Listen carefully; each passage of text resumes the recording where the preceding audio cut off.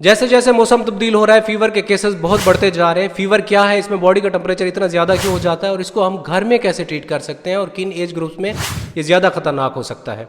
हमारी बॉडी का normal temperature 98.6 Fahrenheit होता है। अगर इससे ज़्यादा बढ़ जाए तो हम इसको फीवर कहते हैं।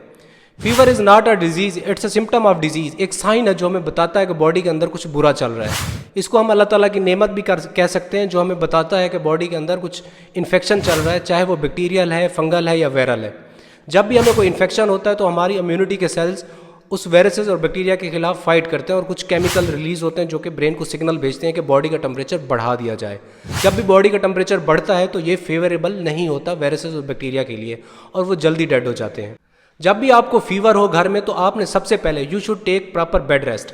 Number 2, take proper nutrition and drink plenty of waters. आपने हल्का खाना खाना है, ज़्यादा भारी खाना नहीं खाना, क्योंकि बुखार के दौरान स्टमक वीक हो जाता है और उसको भारी खुराक डाइजेस्ट करने में मुश्किल होती है। आपने सूप पीना है, यखनी पी सकते हैं। इसके अलावा स्पॉन्जिंग, जो कि सदियों से पुराना तरीका चला आ रहा है, ऐसे स्पॉन्जिंग नहीं करनी जैसे फिल्मों में दिखाया जाता है कि माथे के ऊपर पट्टी रख दी तो इससे फीवर ज़्यादा डाउन नहीं होता।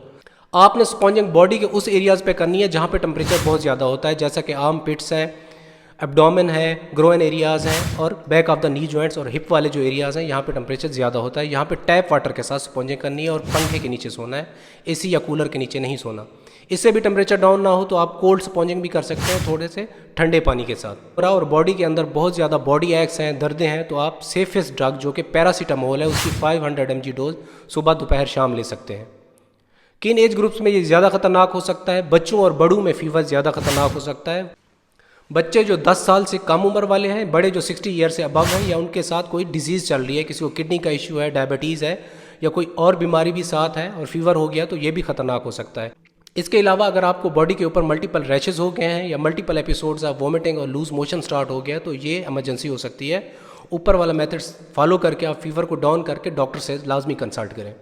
That's it. इस तरह की और वीडियोज़ देखने मेरे चैनल को सब्सक्राइब करें। Thank you.